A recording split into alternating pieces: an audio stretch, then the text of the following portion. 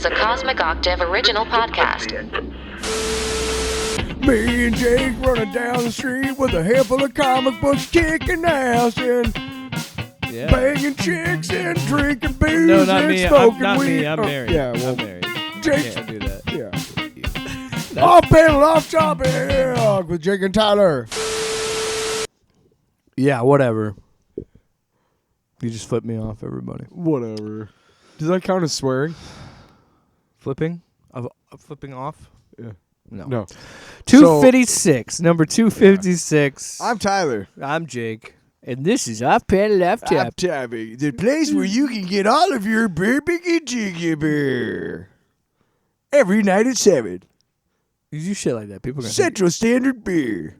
Yeah, he's having a stroke, everybody. Yeah, beer. Call the ambulance. Call the 1 minute. shit. That was on me. I did that. 102. Wasn't it like? Because I said shit right away.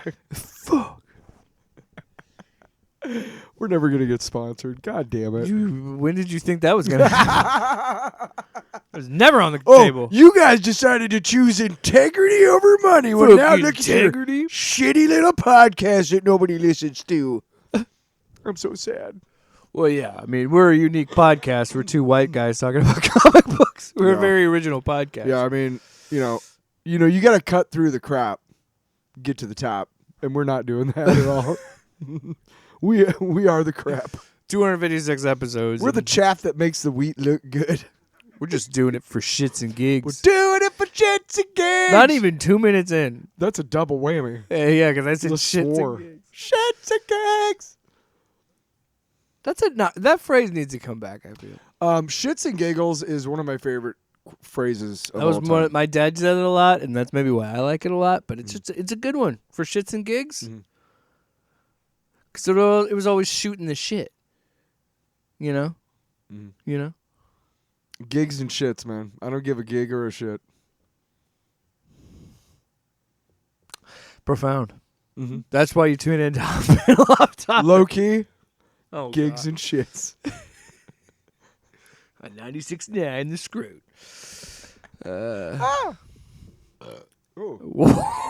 Excuse me. So, how was your weekend? Holiday? I'm trying to fucking move this thing along. How was your holiday weekend? I made hot dogs and brats. So I also worked on a shitload of songs. Somebody wants me to cover a replacement song, and I'm not sure if I will. At least not on this covers album, but I might do it for another one. But I'm very happy.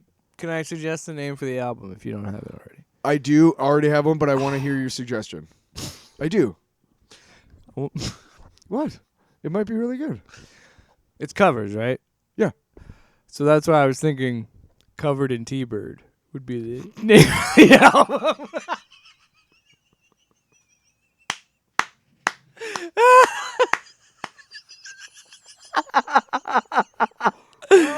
You win. You win the Name the Album contest. Sponsored by Tyler Allen. You win nothing, actually. It was a lightning win. bolt to my frontal lobe. Now I just got to figure out how to make the cover so that it looks like exactly what I want it to look like, which is come.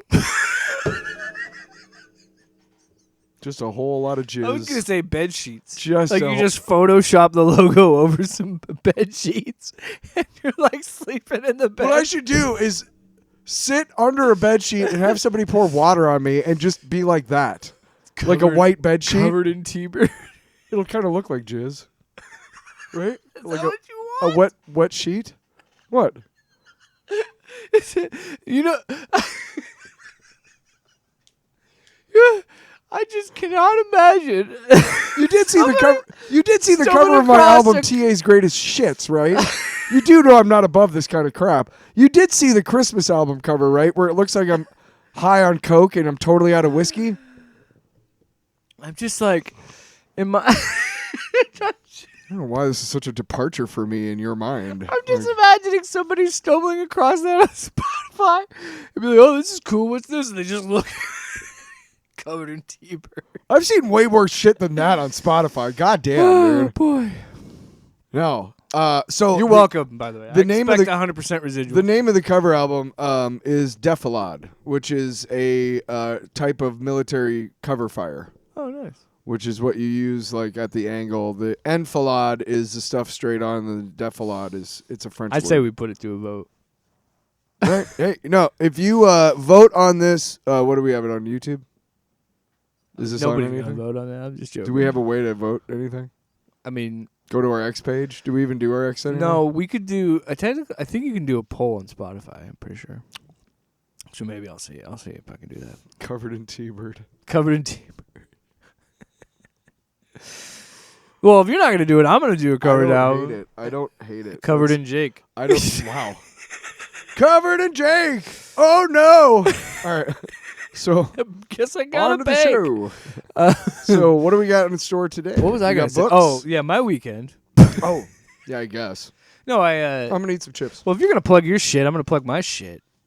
I was going to Yes, say. yeah. You also worked on creative endeavors. So, yeah, I'm working on season 3 of Metahuman Intelligence Agency, which is the the scripted podcast that we do. I do like 9 voices. You do like 3, but And he does this fun thing where he makes my characters like have interactions. only one scene. What? It was like 3. One. It was like 3. Okay, maybe 2. I'll concede it halfway. But yeah, so that's what I was working on. But it was a long weekend. It was my anniversary weekend with my wife. So her and I decided to hook up the old star projector and go to outer space. Wow. And watch Project Hail Mary, which Oh, nice. is how we segue into this. Segue, Did you even look it segue, up yet? yeah. Segue into I don't this think you looked shit. I didn't. That's a good one, too. I'll turn this down in case it's that music that was playing earlier. That's for the listeners. I'm sure they love that. Where is it? I don't know what it's called. So while he's looking that up, I just want to tell you. Why is it playing It's not Limp about Bizkit? Is that bullshit? Why is it playing Limp Bizkit? Talking that shit. I'm gonna get it. I was listening to the band Skindred, and then Spotify recommended break stuff. Yeah, Limp Bizkit did not age well. What? There it is. Yeah, turn yours up.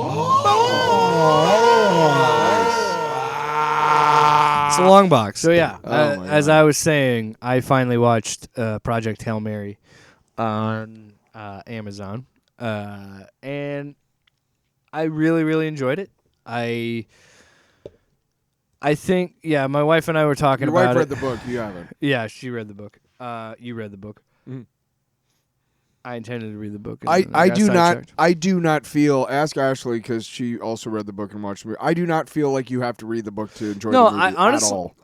If so you don't she- ever want to read the book, you're I fine. listened to a good chunk of it with her in the car Okay. as an audiobook. So I knew that was loud. So I had knew a lot about it going in. I knew the basis of why he was going on the mission. Yeah. I knew all the astrophage stuff. So I knew. Yeah, and they do a great job in the Yeah. movie of explaining everything. and like, honestly, just the chunk, like most of the stuff that I had heard, there's like, oh yeah, this is following the book pretty well. they left out a big chunk of the socio-political shit, and I'm fine with that because honestly, it's not necessary to the story. Yeah. Somebody was telling me that I when I just seen it myself, I was like, yeah, just follow it. And they're like, well, what about, I read the book and, I heard that they left this stuff out. And I was like, oh, yeah, I guess I did. But you know what? Good, because it's not important to the Yeah. story. I think. It was Plus, fine. I mean, the movie is long enough as it is, and I'm not paced well. I'm not saying that negatively, but I'm just like, okay, there's a lot here. Like, there are just parts, again, me not knowing the whole story of the book, so there are definitely parts where I was like, I thought that would kind of been the end point, but I'm like, oh, no, there's still like an hour to this. The Okay. Honest trailer is really funny because it's effusive, but it also makes fun of how many goodbyes there are. That's what I'm saying. There's so many goodbyes that you're like, is this the end? Is this it? For me, anyway, someone who hadn't read the book. Yeah, I highly recommend it. It's very, and as my wife and I were watching it, we had a conversation of like it. I think one of the reasons I think it could have worked with somebody else, but I think one of the reasons it works so effectively and you're so emotionally hooked is because Ryan Gosling is so damn charismatic and such a likable guy that he's just great. That you will get emotional over this rock creature. Yeah, like when it's insane. You're like, yeah, a puppet is real. You know it's a puppet. Spoilers, by the way, if you haven't seen it or read the book. But when you think spoiler. All right. When you think he dies, if you hadn't read the book like me, I was like, damn. I was emotional. I was like, he was such a good. It's a very brutal. It's a beautiful scene where like he's ejecting black smoke into the air and. It's a beautiful. After he pulls himself out of his shell to help Grace. It's a beautiful story of friendship. It's a beautiful story of friendship. Yes. And it's one of those things where these two people, this creature, found each other when they needed each other the most. And instead of like most movies where it's like, oh, we have to do battle, or I'm gonna subjugate the earth, you know. Yeah. And I love that there's like. I told Ashley about it because she just smiled at me like, you're such a dork. But there was one clip that I had seen before I'd actually seen the movie, and I said it was like that one scene. I was like, okay, I'm invested in that, in this movie. I was already interested, but I was like, that's really good. I love that. When he's talking about his mate, and he said, how many years did you have? And he was like 183 or something like that. And then he goes, so the honeymoon phase, and he's like, I don't understand. He's like, that's a long time. And he goes, it's not enough. And I'm like, that is such a poignant, beautiful thing. And it's, when you find love like that, it can feel like that.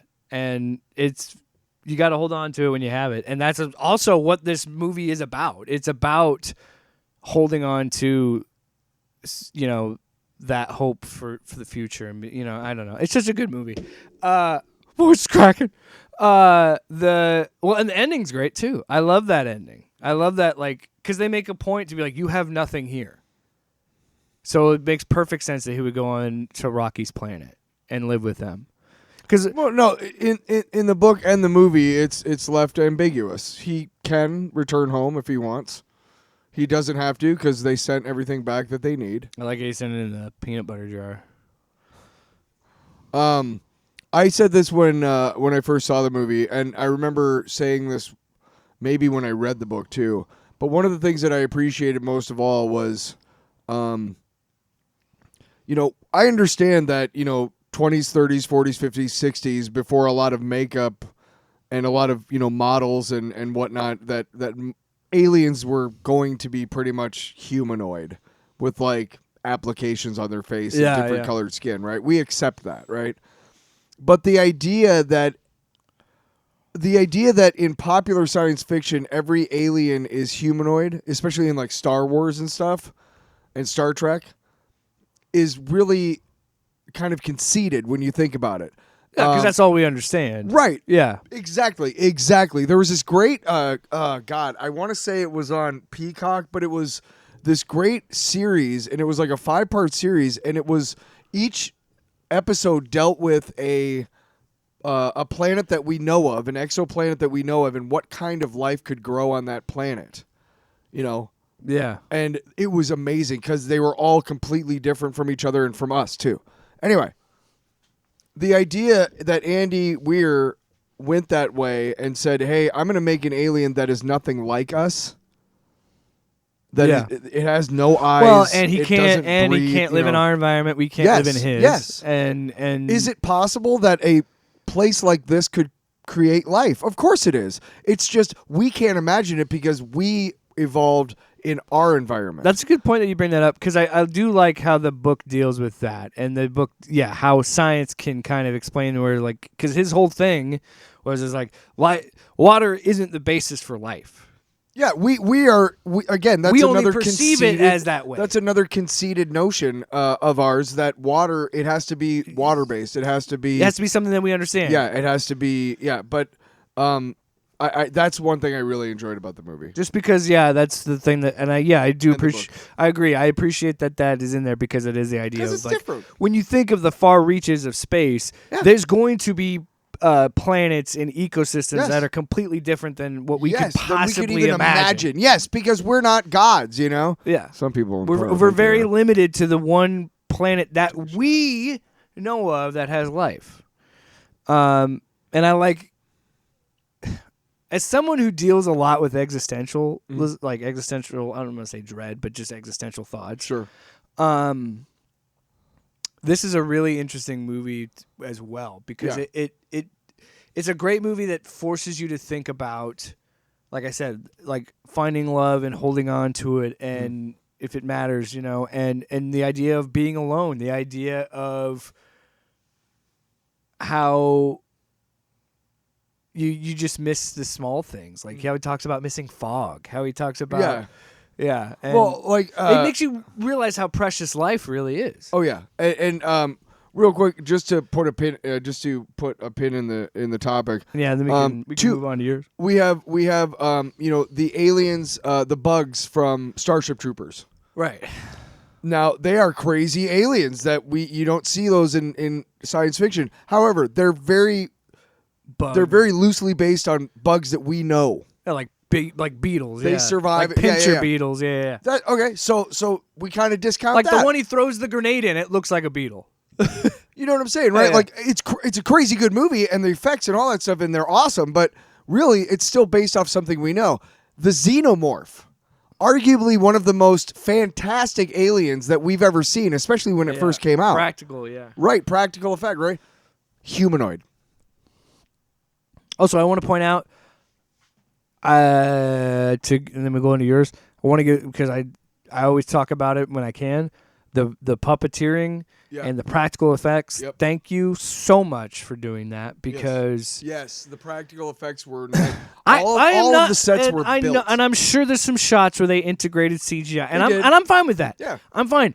That's what I'm saying. But it was largely practical. We need to. They built the sets. I've always said you need to blend these things together. Yes. You need to have some real light hitting. Don't be the Flash.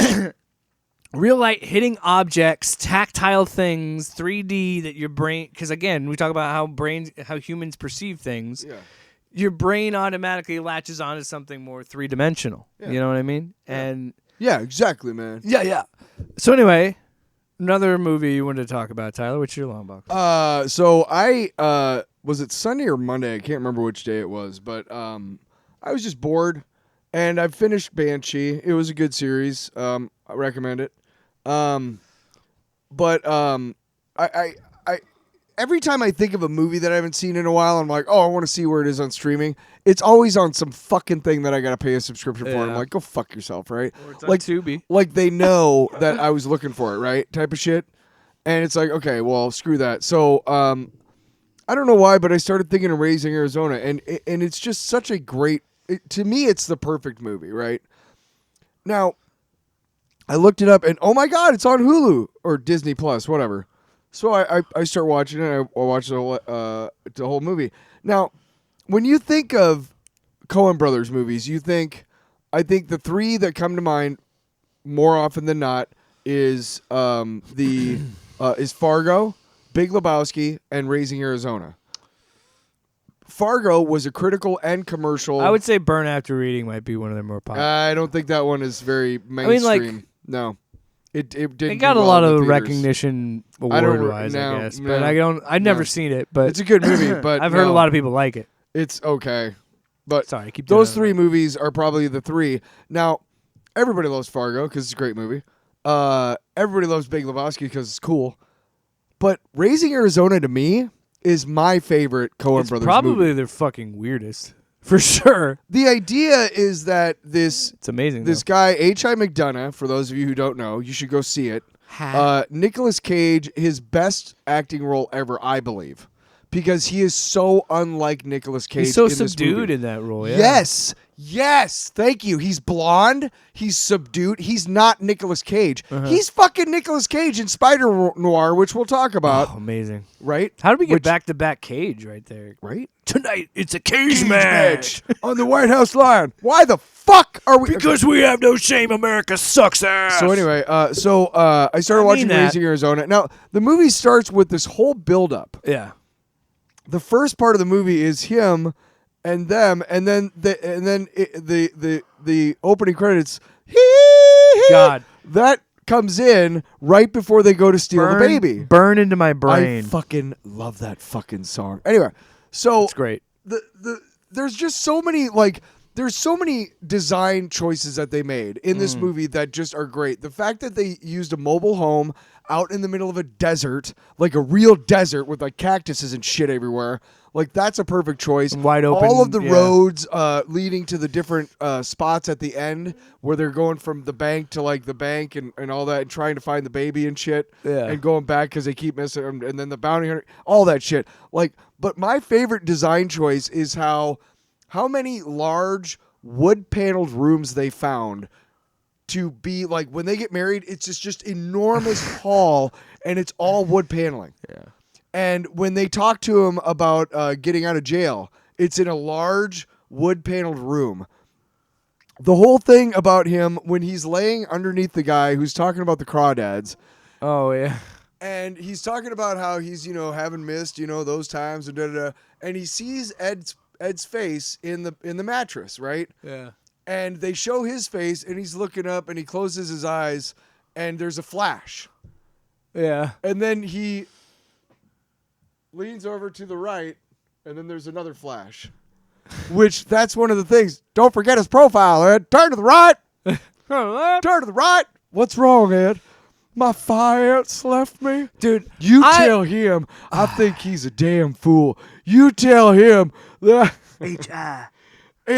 McDonough. You tell him that I'm at the Maricopa County Maximum Security Prison, upstate New York, Tempe, Arizona, Route 13. You tell him I'll be waiting.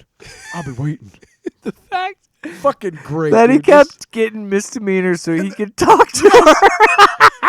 John Goodman and his brother, I can't remember the actor's name, but those guys are amazing. Just a crazy, hey, we're escaped convicts.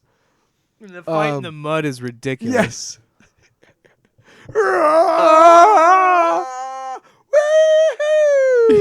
Yeah. That's the thing, too. I love the fact that H.I. and the Coen brothers love to do this. Like, one of their favorite things to do is put their fucking main character through the ringer. But you know what? I think of all the movies, he's the one who's, again, continually the most mellow, subdued guy. Because all this shit happens. All situations, too. And but he still always gets up, and he still goes and does his thing. He's always in situations where normal characters would be like, what the fuck? Like when he's getting shot at by the shotgun in the grocery store. When he stole the fucking diapers. Right?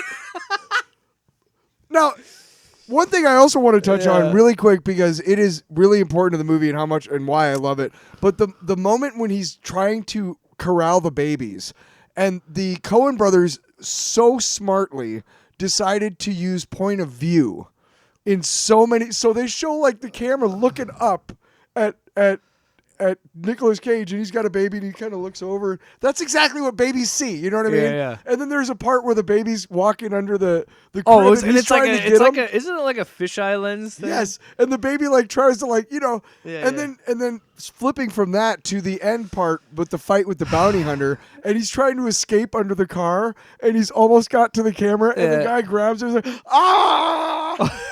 That camera angle is just like how fucking he defeats great. him by just just pulling the. And then he's like, I'm sorry.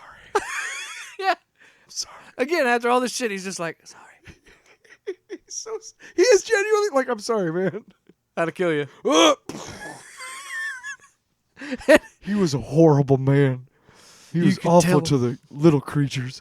But I'll Shoots a rabbit. Again, that tells you how important a fucking score is. Because anytime I hear mention of that movie, I just the guy who plays Nathan Arizona is great. The guy who plays the bounty hunter is great.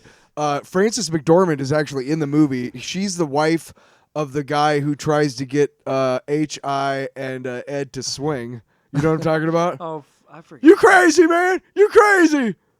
I don't remember that. He breaks his nose, and he comes back at one point and he goes, "This is Dr. Bill H.I. This is going to pay for this, and I'll be back to pick up. We're not going to name him. It ain't High Jr. It ain't Ed New Jr. It's Nathan Jr." You know, that guy? Yeah. So that happens, and they bring their fucking 13 kids who are all just awful and stupid. because they don't give a shit. They, their kids are not raised right, obviously. Yeah. But 87. Huh? I didn't know the year. I was looking it up. 1987. These guys are from Minnesota. Now, the Coen brothers, my grandparents snowbirded in Arizona, okay?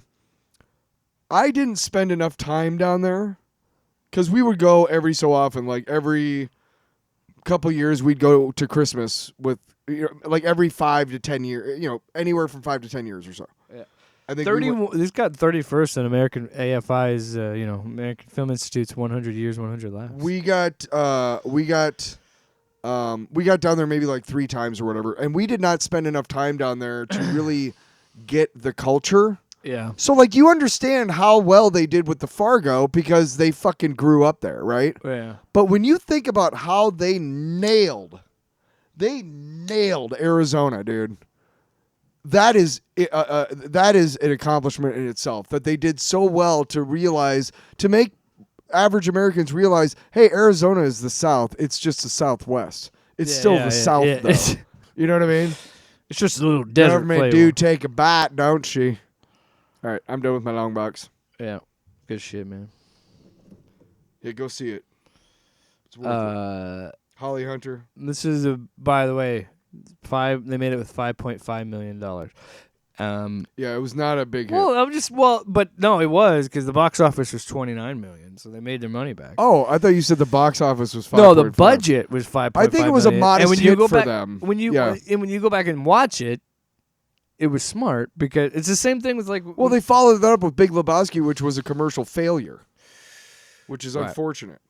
And they said they wanted to make this movie because it's the total opposite of Blood Simple, which was the movie before this. Their first movie ever was a very noir detective. Yeah.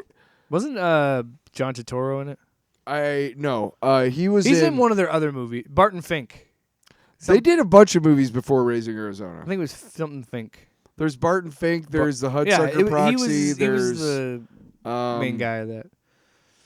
Yeah, that was a great movie. You know who they used to? Do you know who they used to live with? They used to room with? Huh. Fucking Sam Raimi. It was the Coens, Frances McDermott, because she's married. Well, I think she's still married to one of them. I can't remember. Yeah, you've never seen Spies Like Us? Yeah, I've seen it. Yeah, by John Landis. He's the director. Chevy Chase, Dan Aykroyd. Yeah, but in the drive-through scene, Sam Raimi, the Coen brothers, and I can't remember who else. John Carpenter and a couple other directors. Frank Oz appears in it. But like all these like young like rebel directors at that time show up as like CIA guys with guns. It's fucking Sam Raimi, dude. That's funny. Yeah. But I just never Also, John Landis is a piece of shit. Aren't we on that? That he killed Allegedly. 2 people on the Twilight Zone? Allegedly. All right. Speaking of Nicolas Cage, let's go from Raising Arizona to Spider-Noir. Now, before you say anything, all episodes did release on May 27th. So you could there's 8, I think. Yeah. You and I have only watched one because we only wanted to because it just came out while we were recording it on the day that it came out, so we didn't have time to watch every episode. Yeah. So we just watched the first, and you and I were texting back and forth about it. Yeah. I learned my lesson from the boys, so when I texted you, I made sure to text you. Well, I might have spoiled something about Silvermane. I don't know because you said you watched the first couple minutes. I don't know. No, I had already seen. I don't know if you. I'd already seen him at that point. He'd already been mentioned and already been seen. Okay. But you and I were talking about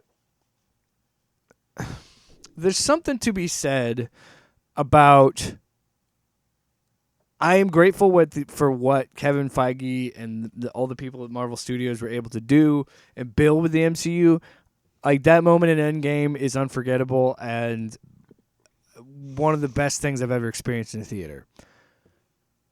Having said that, I am more into shit like this, which what this show is doing, which is what these look.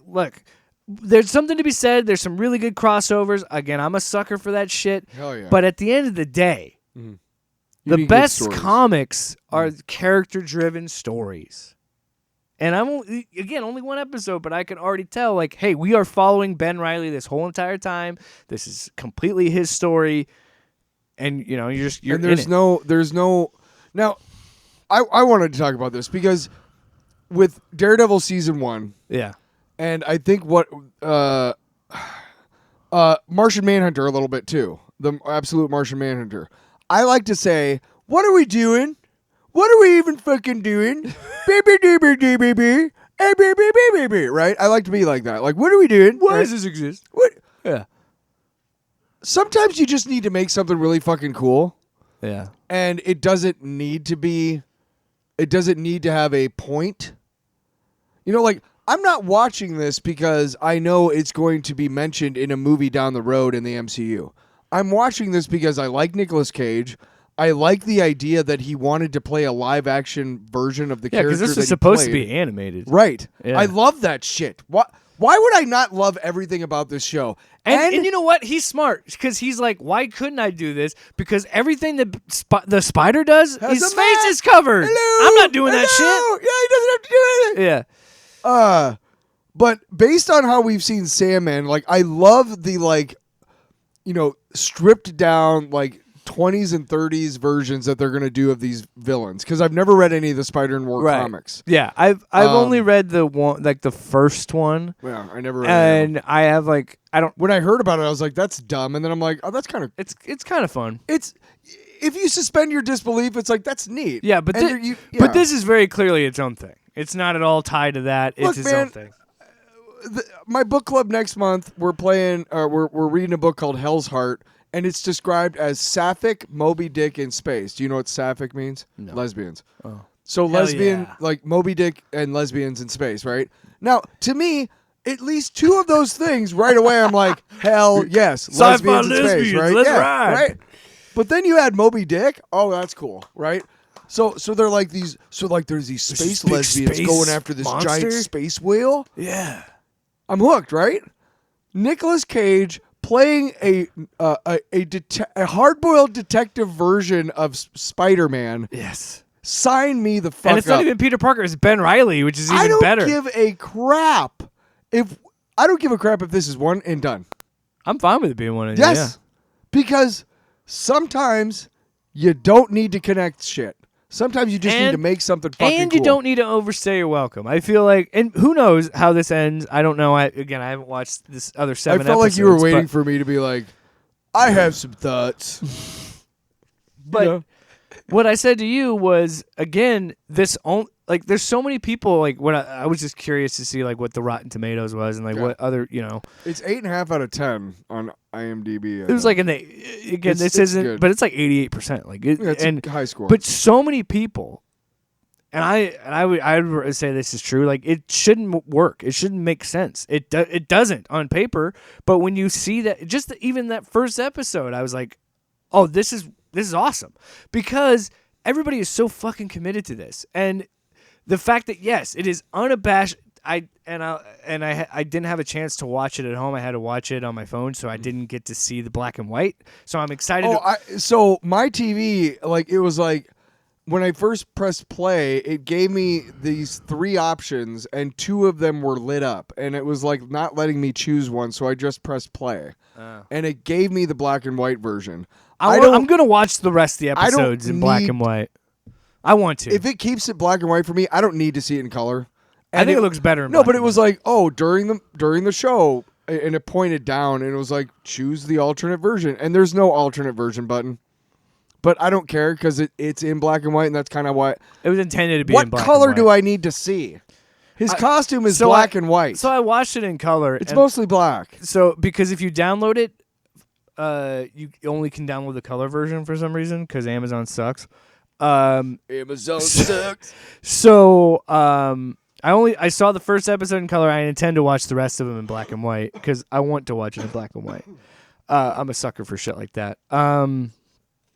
And I love the fact that Nicolas Cage is so passionate about it being in black and white, because his whole thing was like, I hope that interests younger people in maybe checking out these older movies and looking at these more black and white movies, which is, I think, is a say what you will. You said it, man. Nicolas Cage is a fucking national treasure. He man. reminds me a lot, which I thought about. I didn't realize was a pun until I said it. I was like, he's a national treasure movies. Shit, I totally didn't. Yeah. He reminds him and Keanu Reeves are kind of in the same like level of movie star where you just know that they love being actors and they love their craft and they love movies. They like making, like Tom Cruise just loves movies. You know what I mean? Right. That's why it's hard to like Tom Cruise is a perfect example. It is so hard to separate him from the Scientology bullshit because he's such a big part of that. Yeah. But you cannot help but love his enthusiasm for pushing the boundaries. These guys are doing what James Cameron decided not to do anymore. Because he's like, I'm just going to do Avatar 14 times in a row and fuck you and let's use AI and fuck you. Yeah.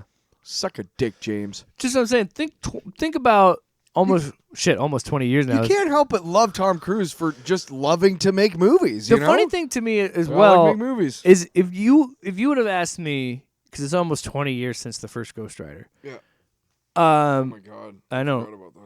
If you would have told me that that guy was going to end up playing a 1930s Spider-Man noir variant, You probably would have been like, no, that's God, the no. dumbest shit I've ever heard. But again, I watch it and I'm like, this fucking rules, man. It's just so like when Why do we ever question Nicolas Cage? Why do we go, oh, why did you do that? Because you know what? There's method to his madness. We should know that by now.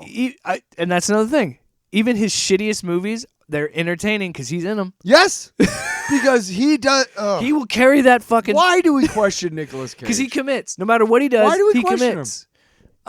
And critics, shut the fuck up. His voice, I love the fuck. And he said, well, you know what? He said, listen, he's doing this kind of voice. Listen. Oh, is that a thing? Okay, is that an elephant? Is that a shark or something? The dialogue's funny, and I really like the dialogue. Yeah. Sorry, the fuck my notifications. When he comes in to take the case to get, by the way, how they do Black Cat Hardy, I love that. He's trying to find out if his wife's cheating on him, and he looks. I totally didn't even get that. What a dick. I did get Flint Marco, but I totally did Cat Hardy. Yeah, it's Felicia Hardy. It's Black Cat. I'm such an idiot. Hey, I'm Tyler. I'm dumb. When he hands her that, I was all proud of myself for getting Flint Marco's you freaked out when he said it was Flint. You're like, it's Flint Marco. I got so turgid. That means hard. When he looks at the picture, and then he just kind of stares at the guy, and looks at the picture, and then shows his assistant, like he does not buy that guy is married to Cat Hardy at all. And then I like that when he finally takes the pictures and everything with her, then he just pretty much tells the guy, like, I don't want to deal with this shit. Because he was hunting down, the whole thing starts with him chasing down the Addison guy, and he turns on fire. And I love that sequence because that's another great moment of him just being a detective and finding out he's another PI. And he's like, oh, son of a bitch, how much did he pay you? And then he's 100. He gave me 30. Like, I love that. His assistant's really funny. What's my favorite movie of all time? I don't know. Midnight Run. Well, I was going to say Midnight Run. But Midnight Run. And what is one of the prevailing themes in that movie is how often the two guys meet up and he hires Robert De Niro for this amount and hires the other guy for this amount because it's cheaper. Yeah. Yeah. Of course I would love this. Of course I would love that bit. Or how much did he pay you? What? But here's what's funny because I forget that it's in the 20s and like 30s. Yeah. So he said $10 a day and then like. No. When he said what? He told me he gave you 30. He gave me 20 or whatever it was. Yeah. I was sitting there thinking like 100 or like, you know what I mean? Yeah. And I'm like, no, it's actually $20. Yeah, because that was a lot of money then, yeah. I know. Or like, Where the fuck great did we example go, of how they dude? do the time period, because like when he pays for a drink, he literally pays with coins. Yeah, and then he's like, oh. Like he's so annoyed by that. I can't wait to watch the rest of the season. I think got to give a shout out to Lamorne Morris. Who, always great. He was fantastic in New Girl. Everything he does. Good to see him in this. Everything he does. He was in the last season of Fargo. And he was really good in that. Bokeem Woodvine's in that too. Yeah, what? Bokeem Woodvine's in that. Which season? I don't know. It's an anthology season. I need to watch that show. You really do. I've heard nothing but good things about each and every season. So anyway, back to Spider-Noir. Is there? There's fucking a season. Gleason. Before we move on, there's a Brian season where Gleason? Ewan McGregor plays twins who are fighting against each other. And isn't Bruce Campbell Ronald Reagan in one of the seasons? He is in the second season, and the Ewan McGregor season features Mary Elizabeth Winstead, Yes, his wife. Aren't they together? I think so. She's in it, and she's hot, and you love her. So do I. I think that's season 3. Now, season 1. Spider-Noir, please. Let's get back to Spider-Noir. Because I don't want to get down a Fargo rabbit hole. God, we've already talked about Fargo Brian twice. Gleason. Brian Gleason. Isn't Yeah, that he's his name? great. He's Silvermane. Great choice. And I... So Silvermane. Are they... Okay. Yeah. So I know about Silvermane, and I... Do you? I do. I know. Okay. But... How much do you know? Do you know about his Hold stupid on. robot body and shit? Yes, I was going to Oh, you do? Okay. Would you stop? I didn't know. You keep asking me He's and then an talking. obscure fucking Let me character. ask you, and then when you try to answer, I'm going to interrupt you. Sorry, he's a very obscure villain. I didn't know how much you knew about his dumbass robot I didn't know body. that much, bitch. I got Google. I looked him up. Anyway, that's what I was going to say. I was going to say... I don't have to know something for 20 years. I just looked it up today, and I'm fine. I read enough. Really? I read a couple... Because there's articles that came... Jeez. Because of this show, there are articles explaining who Silvermane is. Okay, I suppose so. So Shit. I found an article... I wanted to expose it to you, too. No, and I want... We can talk about it. I want It's fucking I dumb. brought it up because I want to talk about it. Yeah. Because, I was reading it, and, like, how they're trying to play it is how he originally was in the comics, where he was just a bigger mob boss. Like, he was a big mob boss. His last name is Silvermane, so the fact that in this series, like... Well, that's his nickname. No, his name It's is like Maju. Fredo Silvermane or something like that. No, it's Fredio or something. I know In who the show, his name is something, and his nickname is Silvermane, and he Yes. doesn't like it. And Silvermane, it's because of his in the white comics, hair. that is his name. That is No, his it's actual not. name. Yes, it is. No one isn't. I know more than you. I read an article. I I read one article today. Silvermane is what they You're call such him a because of his hair. butthole. But anyway, in the Silvio 80s, Manfredi Yeah. is his name. Silvio Manfredi. Yeah, Silvio Manfredi. Shut up. Hey, Suck my balls. Steve, I got an idea. So he was in the Magia. Steve, listen to me. I'm Stan Lee here. He was in the Magia, which is Hey, are the you listening? Marvel Comics attempt to have the Mafia Do my bit. without getting whacked.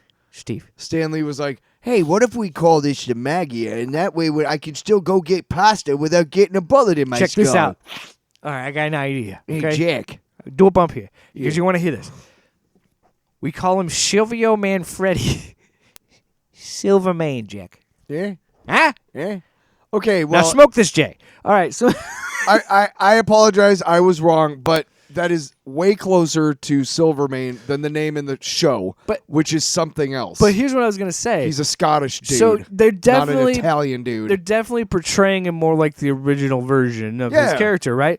But he kills the private eye, which, by the way, they're going for like a TVMA on this because there's like blood and guts. Yeah, So it's I a was like, oh, TVMA. shit. Yeah. So he slits the Didn't guy's they swear a throat. couple times? Yeah.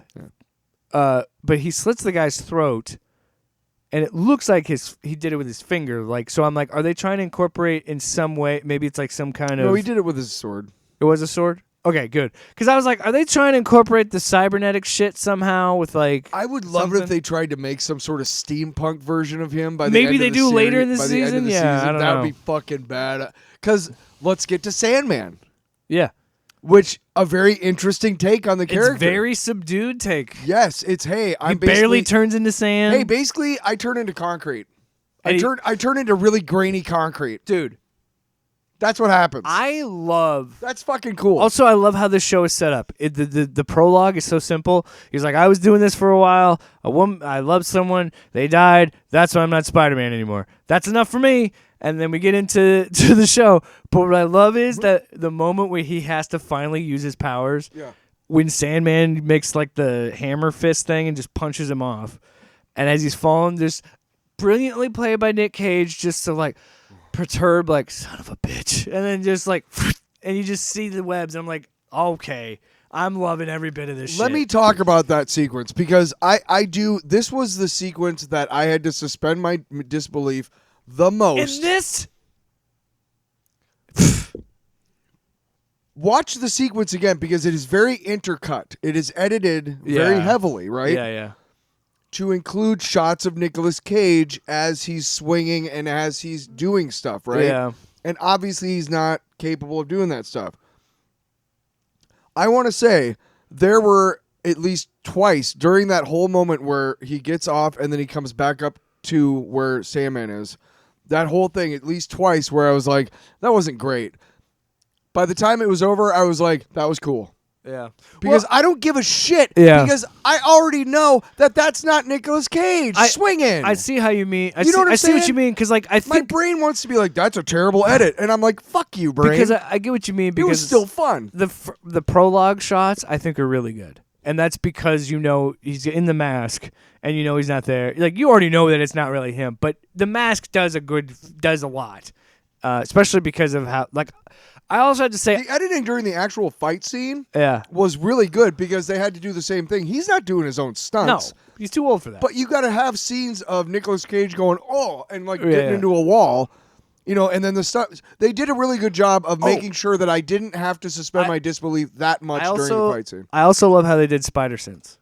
Yes, although Where it's like the weird tremors for a little bit. it's like a migraine, or but because he's getting his powers back. I feel is what's happening maybe. there. Oh, did he lose them? Well, maybe Or he not just that. hasn't been or using he them? just has. He's been maybe the idea there with like. Is it like if you haven't played guitar in like 10 years and then like That's what I'm saying. He man, I hasn't gotta get my used. calluses He hasn't back. had to use his spider sense in a long time, and maybe it's just started to act up again. And he's like, That's stupid. I don't know. No, I do too. Maybe it was this. Oh, a couple of things. God, I love so much about this, and I can't wait to watch the rest of it. But when he's reading, when Lamorne Morris is narrating the story he writes, and then how it's edited, so when he's done talking, it's Ben closing the newspaper and being like, give it a rest, will you? Like, I fucking love it, man. I love that they just said, we're making a fucking 1930s Spider-Man detective show. Why? Because we want to. Do you know what? Do you know we were just talking about those filmmakers that like really love to make movies and all that stuff. One thing you can't deny about Phil Lord and Chris Miller, they love making this shit. they love making movies, and they have everything. They are able to tap into a part of themselves that is all about fun, but not at the expense of something else. Does that make sense? Yeah. Like all the jokes that that are in their movies, including, I know some stuff still made it into Solo, and it's a fucking tragedy that they did not let them finish that fucking movie. By the way, I'm sure they're looking at it now like, holy shit, why didn't we just let them finish it? Yeah. Like look at their track record now. By the way, they also did Lego movie. Project Hail Mary. Yeah. They were the directors of that. But I'm just saying, I've been watching the Lego movies again. They did all those. Those movies are still great. They still hold up really the second well. one. It's still really good. Look, I mean, they know how to make fun stuff, and like based on that sequence you're talking about, that they are going to keep it fun and interesting. One of the things I loved about Banshee was one episode they're doing a heist, and the first half of the episode, all of the camera shots are their body cams and or the cams they're setting up throughout the heist. Yeah. And that's it. There's no other just regular shots like they do in TV. And it's disorienting and alarming, and it works for that show. That is the type of innovative, even if it's been done before, because I'm sure it's been done before, but the innovation to make it fun to watch and to experience. That's why I'm really glad that these guys are the executive producers on this show. They're not like directing it, but they're executive producers, so they're hiring the right people. So let me ask, writing real is great. Quick, do you think, because this is getting a lot of praise online right now, I think it's Amazon is doing their usual tactic, which is when they release a show, they just drop everything in the first season, and then once they get everybody hooked, they're like, oh, so now you're going to subscribe, so then If there is a season 2 of this, I doubt there will. I don't know if there will We be. don't need one. Well, I don't know. We don't know yet. But I'm okay with just one. If they do a season 2, it'll be. I guarantee it'll be It'll weekly. be once a week. Yeah.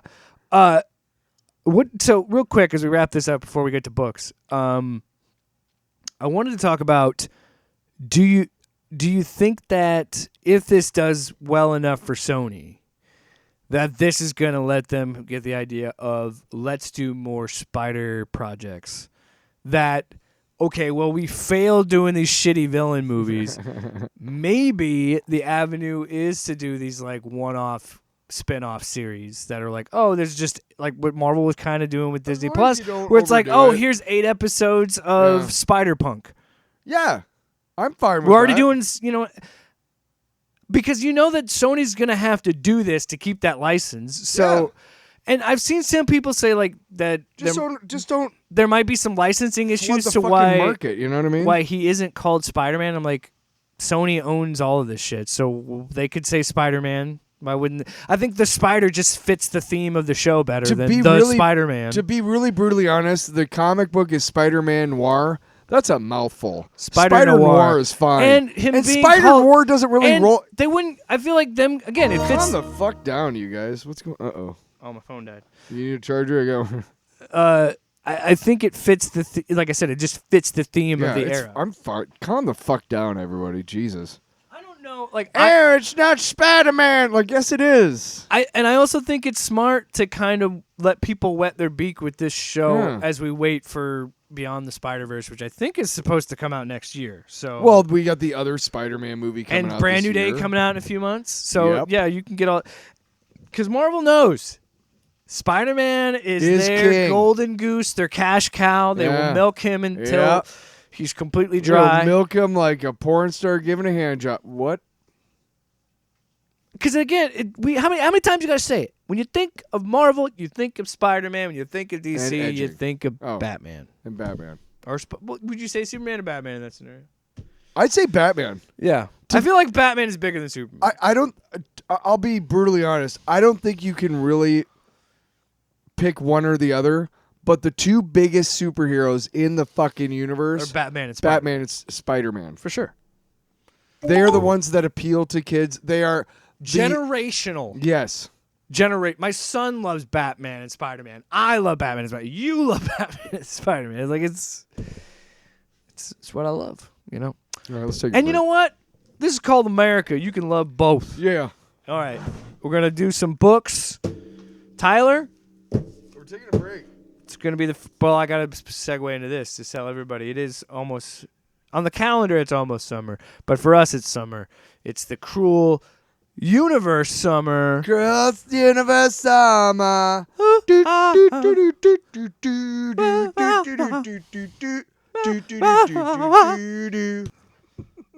right. That's cool. We'll just take the book I was talking about. So first up, like I mentioned, it's the Cruel Universe Summer. I'm way back. Like I have a huge stack of those books, so we're going through them. These 3 short stories. First one we have Hope Endures by Ryan Haddock and Kano. Byproduct by Andrew Wheeler and Andrea Mutti. And Sometime to Reflect by Corinna, Bechko, and Tyler Jenkins. So the first book, Hope Endures, is told what seems to be a third-person perspective, which I think is interesting. But it's telling the story of this astronaut engaged in a space battle, gets shot down, crash lands. They've been marooned on this planet for 100 days at this point. Or 100 hours, wasn't it? Yeah, so 100 hours. The assumption is that the astronaut is talking. The narration is from his astronaut. thoughts. Right. And but you come to find out at the end of that story, after he talks about how much the ship means to him. I don't think that miracle's coming, Hope. He calls it Hope Endures. He explains, they kind of go in the backstory of why the ship means so much to him. So there is a bond, but nowhere throughout the story is it revealed that this ship has any sort of AI or sentience until the very end. But I'm glad we're together, here at the end. And then the narration continues. That's the astronaut talking. And the narration continues. Even the most conservative resource management would have only prolonged the inevitable. He was going to die a horrific death, and I would be forced to watch. Gzz. And he shoots him dead. I chose not to let him suffer. In a way, it's kind of nice. Yeah. But yeah, that story Interesting one. is interesting because it kind of plays with the idea. Because now that ship is just going to sit there and eventually just die because its power will run out. And it just. But will it really die? Did it really live? Because it's a robot. But he loved it. And it's also a very fun, ironic name. Byproduct is about this douche bro who's rich as hell, and he decides to get Cartoonishly evil, I would say. Yes. He has a terminal diagnosis about something, but they say, you know what, we'll just clone you basically. And Byproduct, recovery and disposable, what is that? A standard provision for gene editing. The process unavoidably results in the production of excess biomatter. State law requires that we destroy the byproduct, but they are your cells, so we need your explicit sign-off. Yeah, flush that junk. I don't care. So then he wakes up, and he's like, what's going on? Da-da-da. Like, recovery suite, and these guys are in suits, and he's like barfing blood, and he's like, I don't know why nobody will... I don't know why nobody... I don't want to die. I know somebody's there. And you hear the people behind the screen. Can't we just get rid of it? It's a legal gray area. And it's... the guy who woke up was the byproduct. Yeah. And he chokes on a peanut. Chokes on a peanut because nobody's there to help him. And they both are dead. Fuck you. The last one I don't really get. And I don't really... The art is okay. But yeah, essentially it's about this woman who's trying to create the perfect world. She keeps going... But she keeps going into pocket universes. And killing herself and taking their... inventions and knowledge and stuff to create like I don't exactly the perfect remember. Utopia or something. The point is that she always has to have. She uses a mirror, and she always has to have an anchor in her home universe. And one day and it's a mouse. And one day she's doing her thing, she goes through a she portal has to fight with one of her selves, and the mouse comes through the mirror, which means that she's stuck in that pocket universe. Blah blah blah. It's an interesting story, but it's not my favorite. It's okay. It's more the moral of the story that's good. Overall, I think my favorite one was probably Hope Endures. I did enjoy Byproduct's righteous end because the douchebag dies both times. It's kind of nice. Well, honestly, the premise is kind of similar to the idea of the substance. Kinda, not quite. Yeah, I don't know. I give it a B. I give it a B because you just don't want to give it a C. Just give it a C. I don't want to give it a C because I do appreciate these books. They're not the one that I left here with the genie appearing to the robot on the cover. You got to read that one. That one is next week. That one is one of the few of those anthology issues that all three stories are fucking amazing. Like, you get generally 2 out of 3 are amazing, and then the third is pretty good. Sometimes you get 1 that's really amazing and 2 that are pretty good. Occasionally you'll get 1 that's pretty good and 2 that kind of suck. But the fact that they're doing this stuff and continuing the EC tradition and using modern sensibilities to write these horror books, I love it. I'm not a horror movie guy, but I am a horror comic guy. I do like that you are reading it because... I think it's important that we also, and that's why I made it a point to do this whole Cruel Universe summer so I can catch up and read all of them because I want to, because I want to give, even as small as this show is, the 3 people that listen, I want to talk about comics that aren't superhero comics. I want to do that more on the show. It's just you always, you're too good to read all the Chew books, but I did read some of it. So yeah, well, I'll read the Genie one next week. For the next Cruel Universe Summer. Summer of Universe Summer. What's the next one? I could write a book about what you don't know. Marc Spector. Marc Spector, Moon Knight. He's like getting shot out and shit. Number 4. Break and Enter. Moon Knight. Yeah, Marc Spector, Moon Knight. Number 4. This is him finally escaping his imprisonment by Bushman and Agent Byzantine.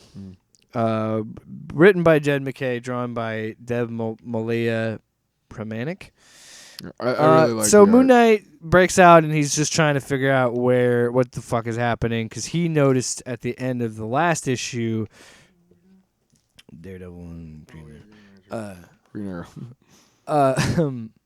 the last issue he ran out and the city was like this landscape was like red and It was weird buildings were like black. It was weird looking, man. So essentially what happens is he tries to figure out where all of his friends are because he's like, I'm truly alone. Where is everybody? What happened to him? So I'm glad because I think Jed MacKay understands that unless you were reading, because it very much is like this is talking about the Midnight Mission and it's very much continuing that story. I didn't read the Fist of Khonshu shit at all. I didn't read that. The Midnight Mission, what? But it's cool. Again, the fucking paneling in this book. So, like, we get a flashback. So, when he first gets kidnapped, the Tigra, Moon Hunter, 8-Ball, they all try and figure out. Oh, who's the other one? No, I got it. Soldier, 8-Ball, Hunter's Moon, and Reese, and Tigra. So they're trying to figure out where he is, and in the process of trying to find out where he is, they start to understand that because they were touched by the Midnight Mission, they could see this haunted building, this darkness, this haunting building, and that's where they think Moon Knight is. So where Marc Spector is. So they decide to go in there. There's a cool scene where Soldier summons Khonshu through Moon Hunter or Hunter Moon, I think. Sure. But I just like the fact that that's just a really cool panel of him just being like, "What up? Oh, I love this. I am the greatest god of the great gods, Pathfinder, Embracer, Defender. I am Khonshu." It's like, Jesus, man, are you done jacking off? Yeah, thanks a lot. Yeah, I got jizz on my we're shoulder, covered in dude. We're covered in ghostly jizz. Covered in Tyler. That's the second time we've talked about jizz on this episode. It's a common theme. All about dicks and jizz. Dicks and jizz. You and me. We're coming up empty. Mr. Khonshu. We're coming up empty. That's what he says. We're coming up empty? I was reading what he said in the book. I know, but Also, can we talk about 8-Ball? The man literally is... Who's the fucker with the eyeball? It's just the eyeball the for a orb, head. I think. The orb. Yeah. Reminds me of that. Which is like, okay, Jed. Look, man, I like what you're trying to do. I will say this. I think even in this issue with characters I'm not really familiar with and stuff I'm not really familiar with the Midnight Mission, it's still written well enough that I could figure out what's happening. And maybe that's just me understanding comics, I want to see... Okay. I just couldn't get past 8-Ball's goofy ass design. This is where this book differs from the Absolute Martian Manhunter. I understand Moon Knight. I understand the character. I don't really understand the Martian Manhunter, the real one. Yeah. So I cannot, in good conscience, understand whatever the hell Dennis Camp is doing to deconstruct this character that I don't know much about anyway. Okay? Right. Whereas Absolute Wonder Woman... And obviously, I'm more familiar with Wonder Woman than Martian Manhunter, but not by much. Yeah. Whereas Absolute Wonder Woman has been able to bring me into it. The Absolute Martian Manhunter has not, because I don't... To be honest, there's not enough other DC shit going on. It's all John Jones and his wife and their kid. That's it. That's the entire thing. There's nothing else. This I get. And this is why, no matter what's happening, even though it's beyond belief and terrifically unbelievable, I'm getting this and understanding it because I get Moon Knight. And there's other elements of comics in it to make me go, oh, okay, duh. Yeah. To be really brutally honest, that's so, the big... Anyway, what happens is they're both beautiful books. All his friends get trapped in the building where they think he's in. Yeah. So then he's like, all right, I got to go to the Midnight Mission. And he goes down these steps. Oh, my God. The paneling of him winding down the steps is great. There's just a white streak. So he gets to the basement, essentially. I ain't got time to bleed. Didn't mean to do that. That's essentially what he tells the fucking... Perfect. So he goes, Gunnar, and it's this dragon inside this sword who says, "You are a cruel master, Moon Knight, a cruel master to have starved me so I hunger." He's like, "Don't start with me. You don't eat them. You collect them." And he's also like, "Stop calling me master. It's weird." Yeah, you weirdo. You weird talking sword. And he's like, "My master." Dude, you're a talking sword. Why do you have to be so weird? Yeah.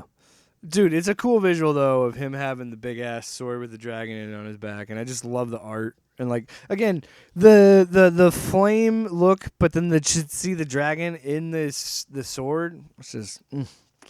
It's a book that... It's a visual smorgasbord. It's I tell you, it's one of the like it is really like when you read it you're like only this could work as a comic book. It doesn't, not a bunch of them exist anymore, but did you ever go to a place called Ponderosa back in the 80s? Ponderosa.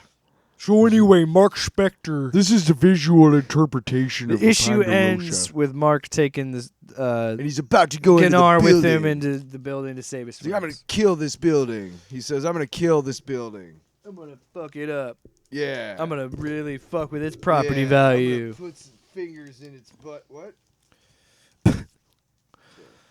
I give it an A. I enjoyed it. Even though I can't get over 8-Ball's goofy-ass design, and I couldn't give a shit less about his friends, it's still an enjoyable story. And I still like where this is going. And I'm interested in, like you said, I understand Marc Spector, Moon Knight, so I'm with you. I wasn't lost in all this. Still don't know anything about Midnight Mission. I like this book, but I don't know if I like it enough for me to like, oh, I'm going to fucking go back and read Fist of Khonshu and Midnight Mission and all But this other Absolute stuff. Martian Manhunter has one book, has one issue left. Why are we talking about this? I'm just saying, man. They're very similar books.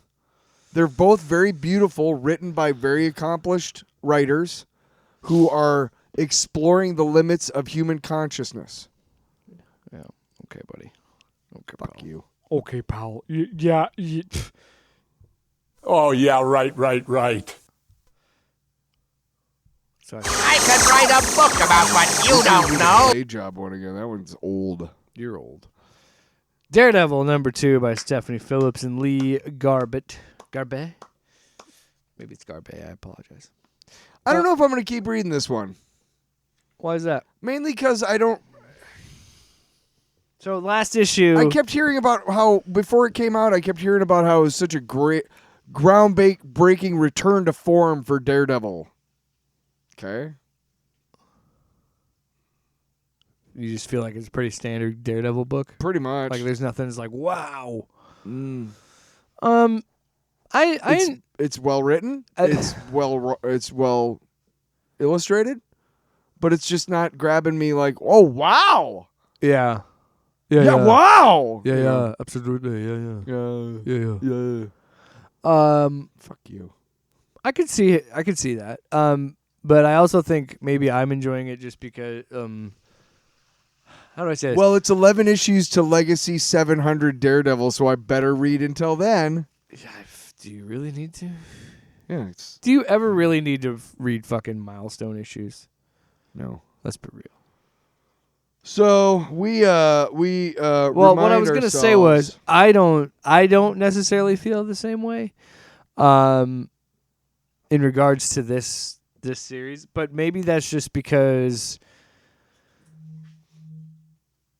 my phone keeps going off because the charger came out. Maybe that's just because I love Matt and I love Hell's Kitchen. And I So love all Foggy, that. he I don't calls know. Foggy. He's like, "Hey, I need you to cover my class." But I want to be clear. Can I just fucking talk about the book? Yes. You made a face at me. Well, because I was. Well, I was like, not done. okay. I wanted to say something. I was gonna sneeze. Yeah, forget it. I don't want to talk about it. No, finish your shit. I didn't know you wanted to pontificate more. The floor is yours. Pontificate. Yeah, the floor is Who yours. do you think you are? Oh, let's deflect from the issue at hand, which is you don't have anything more to say, do you? And you're just Not now. Yeah, no, Not no. now. Okay. Not now. So Foggy Nelson gets a call from Matt, and it's like, "Hey, I need you to cover these classes tomorrow." And he's like, "No, I'm in Miami, dude." And we see Daredevil, and he's been fighting, and he's like, "Yeah, well, he's right." I agree with you, by the way. It's not like groundbreaking, is what I was gonna say. But he fought But some I'm dude the dick. named a masked man. I can't remember what he's called. He doesn't have a name for him yet. Anyway, so he jumps into this It was one that place he where the couldn't owl detect. is. This is pretty cool. I like the. Oh yeah. Yeah. And there's this side thing about this detective, and there's people getting their eyes perfectly. Plucked out of their skulls. You don't care? I don't give a shit. I don't know who that is. I don't know why I'm supposed to give a shit. But then we get back to Daredevil, and he's beating the crap out of the. I like it when they do representations of his radar sense. Yeah. He's beating the crap out of the owls guys, and the owl is pretty cool. The design of the owl is pretty cool. Yeah. He's got that stupid 18th century and that like weird beard. mutton chop mustache. Yeah, and he's got Pointy ass hair too. Yeah. He looks like an owl. and then later on we see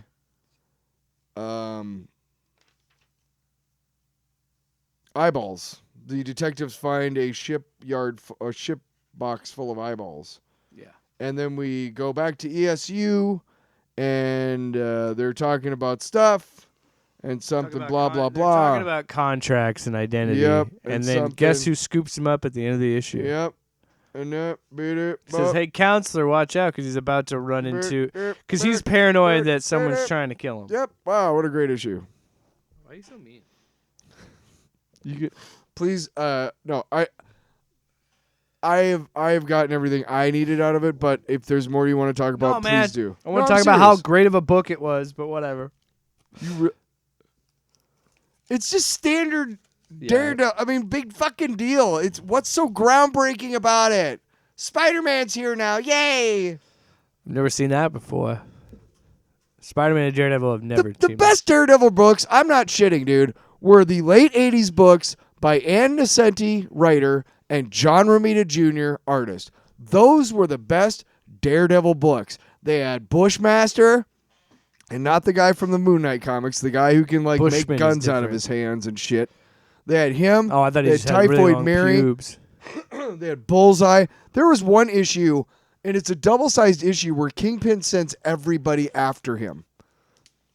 And they all beat him up in such a way that the next, like, one person beats him up just enough, and while he's recovering, the next team or the next guy comes along to beat him up. So by the time Typhoid Mary comes around, all she has to do is fucking pluck his fingers off of this bridge, and he falls to his seeming death. It's a great fucking issue. I don't need to read any more Daredevil issues ever again. I don't care. You can't do anything more with the character. Leave it alone. I give it a C. Because I'd give it a B. I enjoyed it a little bit more, but I'll say this. I want to give it a lot more credit because it's a female writer, and not a lot of female writers get opportunities, and it is a well-written book. It's not making me go like, wow. you're not. It's not hitting you like a lightning bolt. Not really, and neither did this. What? You're wrong. I could write a book about what you don't know. Speaking about what I don't know, apparently. Absolute Green Arrow numero uno, number 1. Everybody, fresh off the shelves last week. Fresh off the shelves after a week-long absence. Because Jake needed to read it. So this, we have done. I think we've done every absolute number 1. Except for the Absolute Evil, which Sean has said he might have a copy of it somewhere. But That was that one shot with the villains. clearly, Batman and Goodness. Superman and Wonder Woman are the best of the bunch. We've done 20 issues of each character. We did the first 5 or 6 of the Green Lantern and Flash. Yeah. We've kept up with Martian Manhunter. Mainly, This is the last issue coming up. mainly because it's such a gorgeous book. Yeah. It really. I will read anything Javier Rodriguez. Oh, once illustrates. issue 12 is done and they release the omnibus, I'm going to buy it for sure. So they've had varying degrees. Clearly, the Green Lantern and Flash didn't really hook us. we had. I don't think there's any other ones right now that I know of, other than this book. There's Absolute Catwoman coming out, Right. which is another miniseries. Which, okay. Yeah. I mean, This one, I will say, similar to Green Lantern, this does take a big departure from the traditional Green Arrow story. well, first of all, Oliver Queen is dead. he's dead. Yeah. So there's that. Right out the gate. Right out the gate. I think it's Speedy. Which is a stupid. I think it's Dinah Lance. Why is his sidekick named Speedy? I can defend a lot of shit. Why did they use him as the heroin addict in the 70s when they were doing the groundbreaking Green Lantern, Green Arrow drug stories yeah. that departed from the Oh, Speedy, you want to know why I'm doing heroin? 'Cause I'm Because you named Speedy. me Speedy, you fuck. I wanted to slow All down. I want is speed I wanted to. in my veins. I thought I was supposed to take this shit. You fuck. Don't you take Green Arrow every day? What? What? There's not a drug called Green Arrow? I don't know, man. Well, there is a drug called Speed. You can see the needle in my arm. I'm high. Stab. So get to the damn book. no, I think that it's gonna be him. I think it's his sidekick is really. Well, or maybe he faked his death. The book starts. So, yeah, we start the book in Star City, and it's This billionaire douchebag. it's covering. Let's see who it is. He's fucking so good. Yeah. Trying to figure out this guy's name. So anyway, it's this billionaire douche, and while he's being guarded, thump, thump, thump, he just all these arrows. But what's cool about it is one of these arrows is poison, and you see their like face melting off. And this is a pretty violent book, and I love it. And then we get the it's Jubal Slade, yes, because they do say Mr. Slade, which is really smart on the writing part of this, because it's like it's gonna immediately make you think Deathstroke, and they're like, yeah, it's not quite him. Well, come to find out. By the way, Pornsak, Pichetshote, and Rafael Albuquerque are the creators of this book. So you come to find out that Oliver Queen Creative team. and this guy Jubal Slade created this app together. Green Arrow's investments. So Yes. it's essentially designed that it wouldn't have charged fees.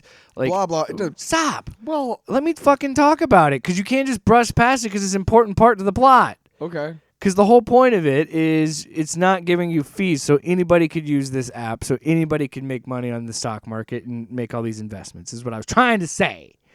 All right? Yeah, but I'm saying there's so many apps in the real world. Like, I don't need to know. Anyway, go ahead. I just didn't think it was important to. Go ahead. It's important That's to the. all. That's I didn't the, think it was important to this. I don't Yes, think. it is, because At the end, because you're not now gonna be it's like, it was Speedy the whole time. I can't believe they didn't charge fees on that fucking app. oh, you piece of shit. Am I? Because the motive is already instilled. Don't get mad. No. Jesus. The motive is that one piece guy. of shit. The motive is that two guys were making money and the one guy forced them out. Because the other guy That's was the motive. a pedophile away. And then the one guy got killed, and then the other guy gets murdered at the beginning of this book. What are you so cranky? Why do you I'm hate not this? cranky. Yeah. Listen, I don't think that it's a major. Yes, it is. Because in the issue, it's brought up multiple times. It's a because it. Okay. No. I forgot. I didn't think it was brought up that many times. Well, it's only brought up by Dinah, but by it's like Latitia. I'm pretty sure it's Dinah. Is it? Yeah. I thought it was Dinah Lance. Dinah Lance, who is Black Canary, and they do call her Black Canary in this. Yeah, but she's not the Black Canary. She doesn't have the voice. No, She's just it's her name though. she's a That's her security- code name. She's essentially a bodyguard. She's in a shitty situation where she's being punched asked someone. to guard somebody, and she's like, I don't want to fucking guard you. And they're like, okay, who is it? It's Hector Hammond and who else? Yeah. So, But when they meet up with Tyler Pharmaceuticals, or they meet up with Hammond Pharmaceuticals, who bought Tyler Pharmaceuticals, and the only reason Hammond bought it is because It's a bunch of rich Reese billionaire Tyler shit. filed for bankruptcy, Yeah. letting his billionaire friend Hector Hammond Yeah. buy out his assets, so he never faced consequences for lying to people and profiting off his addictive drugs. So what happens every day in the real world? Yeah. And then we get a flashback explaining Oliver's relationship with Dinah, and that they were hooking up and dating while what is his name? The other guy was living with him. Jubal Slade. Jubal Slade was living with him. And that's when we also had the seeds planted of Oliver saying he's creepy around women.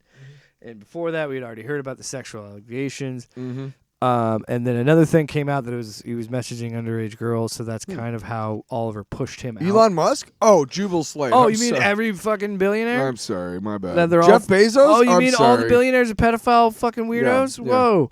Who knew? Everybody. You know what's crazy? In a book about a guy who dresses up and shoots arrows as a Kills superhero, people? the most believable thing about it is the billionaires messaging underage kids. Yeah. That I have no problem suspending my disbelief because that happens in the real world every day. And what happens to him is what happens to people. What should happen to people like this. Sorry, not sorry, because they're pedophiles. So yeah, we find out what happens. Well, Dinah's getting debriefed on what the situation would be, and then she finds out what happens to Jubal Slade. The police found Jubal Slade murdered, body tied up in his penthouse, riddled with cuts, impaled with 2 arrows. In the eyes. In the eyeballs, the logo of his former company. In addition, his eyes were repeatedly stabbed. His fingers were severed, with similar damage to his genitals. All the body parts Jubal allegedly couldn't keep off underage women. Wow. Fuck yeah. Wow. That's fucking awesome. I'm sorry. Look, we don't kill people. That's not, No, but, I don't. But myself. pedophiles, we could kill them. If you had put a TV show on the air that was convicted pedophiles and rapists being chased by wild animals, I would watch that show. That's all I'm saying. I would root for the animal. Yeah, well, the obvious. I mean, they would eventually be Time out. I want to be clear. torn apart by the wild animals. I want to be. They don't get to escape. wanna be- They believe that they can escape. So they have Yeah. some hope. For- but we know. Tyler, for legal reasons, I'm going to say this. What? 2 things can be true. Yeah. One, in no way should we have any sort of vigilantism and murder absolutely people in not. any way. Yeah, no. Do not do that. That's We need due process, even though the people in power have clearly 2, gone past that. 2, if someone were to go on a killing spree killing pedophiles, I really wouldn't care about it. I mean, like, they kind of had it coming. You know? Yeah. Whenever anybody says, like, well, what about the guy who Luigi killed? What about his family? I go fuck yourself. How many people died because of him? I don't give a fuck about that guy or his family. Deny. Yeah. Fuck Sorry. you. Fuck you. So, again, Live by the sword, die by the sword, bitch. That's the theme of this book. Yeah. Is it plays with the idea of, look, murder's bad. But these are bad people. Sometimes it's, yeah. Of course, the morality of it is going to be, is murder justified when it's against these evil people? Which in reality, I mean, I'm not going to cry over it. I'm not going to cry over it at all. Listen, if they set up a guillotine in Times Square and just started taking out, Bezos, Gates, everybody. I would probably buy a ticket to New York so I could be there to watch. Let's say this, too. Sorry, not sorry. I'm not saying publicly. I'm not saying publicly execute people here, but I know what you mean. Well, you could sell a lot of tickets to that, I'll bet. Yeah. Because I'm sorry, if you try, there's to gain that amount of wealth, you're not doing things ethically. I'm sorry, there's just no way. And nobody pulls up themselves by their bootstraps to get $1 billion in their own lifetime. They started as millionaires. You know how you make that money? You sell people's data. You sell people's privacy. You fucking surveil us. You sell people. You sell people. You fucking. And then you convince the rest of the world that you're against child trafficking. Oh, okay. Even though you run all of the shipping containers and the only people powerful enough to be able to get away with it are you. Yeah. But, what do we know? Dana says no to the job. And the whole reason. Look at his drool. It looks like I pissed myself. Good. I'm sorry. Stop. I'm sorry I drooled on you. Out of context. They don't know the dog. We were talking about killing billionaires, so you were kind I of was like, oh, man. salivating. That just sounds good. Tasty. I'm bricked up. So she doesn't take the job, and then he pretty much goes, "Oh well, guess what? Your fucking father's insurance just got canceled because they reveal that she's doing all this security work to pay for her dad's medical bills." Yep. So he's like crying because he feels like I'm a burden to you. I failed you. And she's like, Dad, she's obviously trying to comfort him because she loves her dad. Yeah. So then we cut to her finally just taking up the job because she clearly needs the money to pay for the insurance. And then she's attacked by the Green Arrow. Yeah. So we know it's not her. Uh-huh. And we see one of the billionaires Stop drooling on me. gets God. Cooper, lay down. Yeah, lay down. Shut. He's fine. So anyway, dude, the splash of the Green Arrow coming out of the fire, and he just. So he proceeds to. Oh man, this is amazing. So she's trying to get Dina's like delirious. She sees him come out of she sees Green Arrow come out of the fire. He blew up the cars and killed one of the billionaires already and melted his face off. And then he like hits his chest piece and pulls out this string, and then two fucking blades come out, swings them and chops two of their heads off. I'm like, this is fucking awesome. And then proceeds to slice up some other bodyguards, and she's like, his form, his speed, who the hell fights like this? And then they just scream, Hammond! And he's like, what the hell is he? And then he keeps going, and he gets his hand on Hammond. And then, let's see. Oh, he's saying that he knew who killed Oliver Queen. Also, this is one of the best parts of the book, too, because she was like, because I don't know what's more disturbing. Watching Hammond scream as he stares at his bloody stump of it. Oh, yeah, because the Green Arrow doesn't kill him. He just cuts his arm off. Bloody stump of his arm, or after the killer just threatened to hack him to pieces, or knowing I'm smiling watching this monster suffer. Because, again, the book loves to play with the morality of it, where it's like, fuck that guy. Mm-hmm. He's a piece of shit.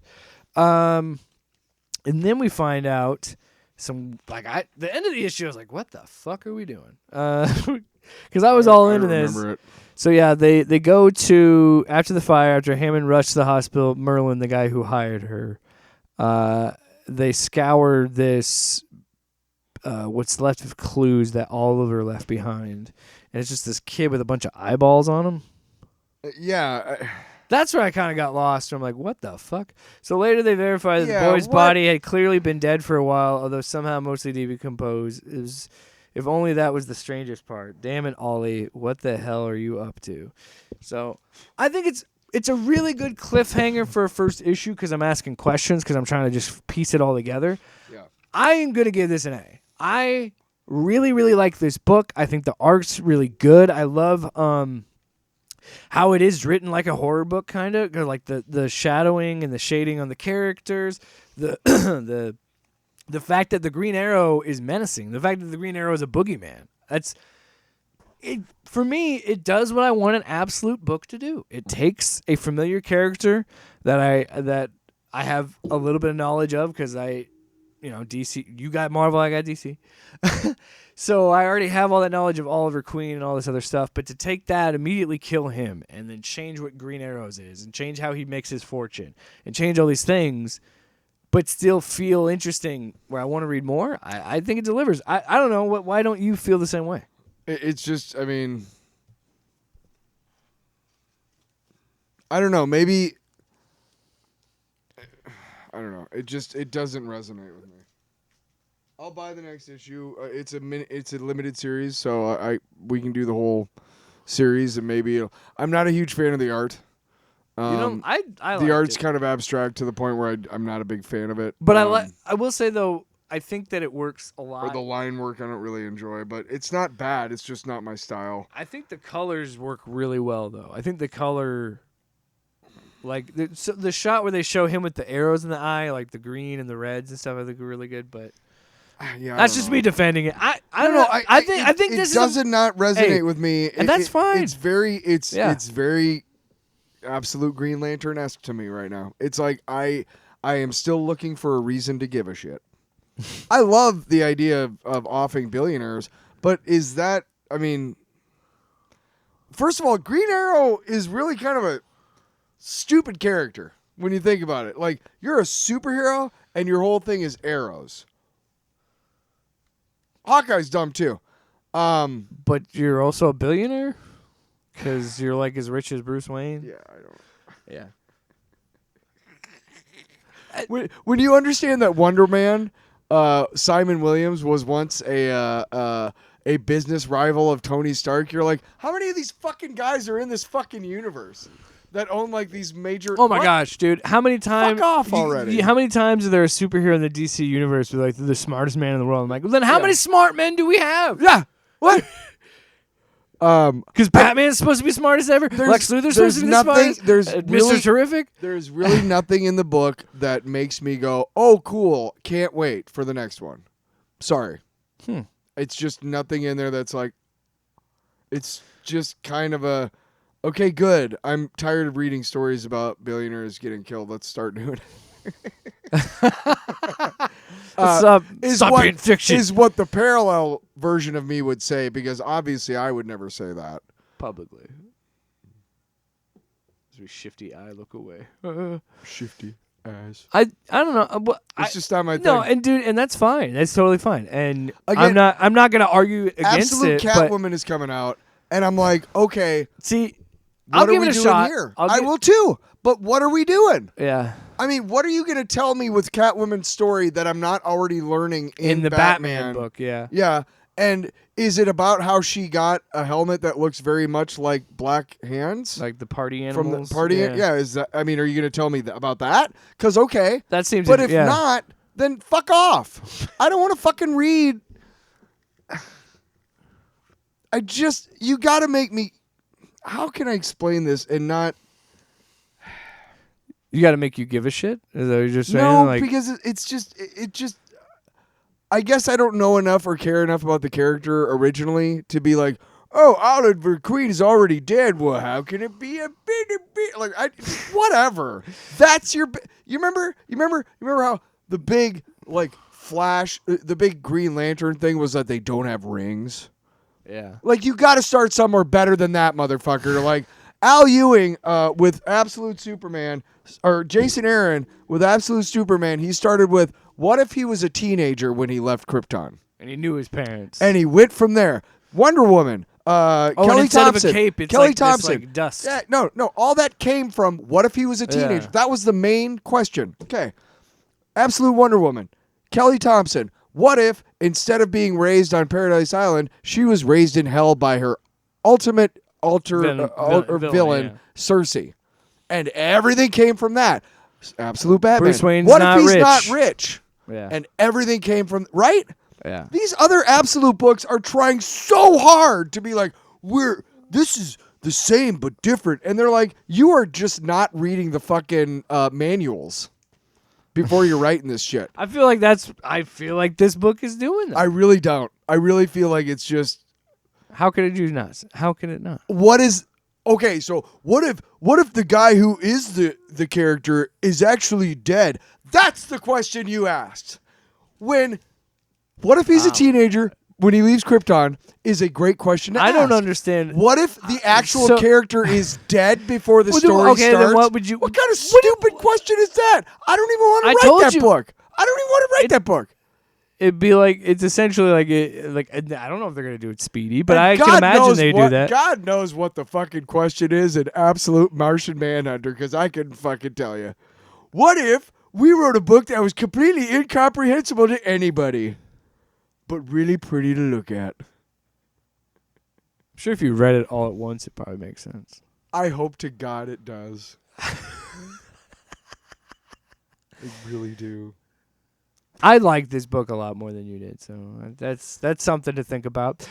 I think the reason I liked it is maybe I like the fact you suck. Maybe I like the idea that Green Arrow is a serial killer. What a fucking answer! It's because you suck. Maybe because I like darker shit. I don't know. Maybe because you're so I'm much fucking deep. so edgy, dude. You're so deep. I'm gonna take. I had a haircut recently, so I can't swoop my hair. But I was gonna be like, I'm fucking kidding. You like the South Park goth kids? So mainstream. You're just so mainstream. I'm not a conformist.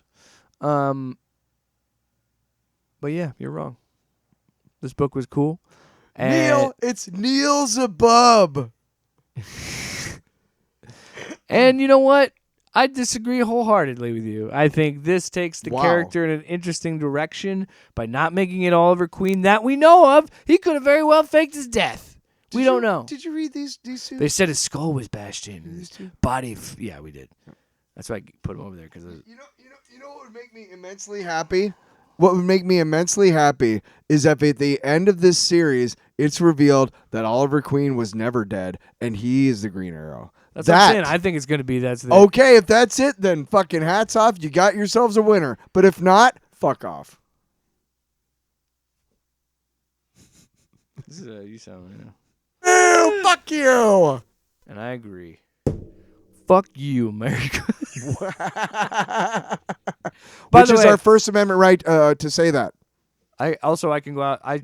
First Amendment gives me the right to go out and burn a flag. Yeah. I mean that. Also, every product that uses the flag in any way is illegal under the Flag Act. Yeah. So eat me with the. You shouldn't burn a flag. You shouldn't have a fucking flag T-shirt. You shouldn't tie your whole personality to a flag. You shouldn't have flag panties. You shouldn't have flag golf club covers. American woman, put your panties away. American woman, stop voting for the Republicans. Off panel, off topic with Jake and Tyler.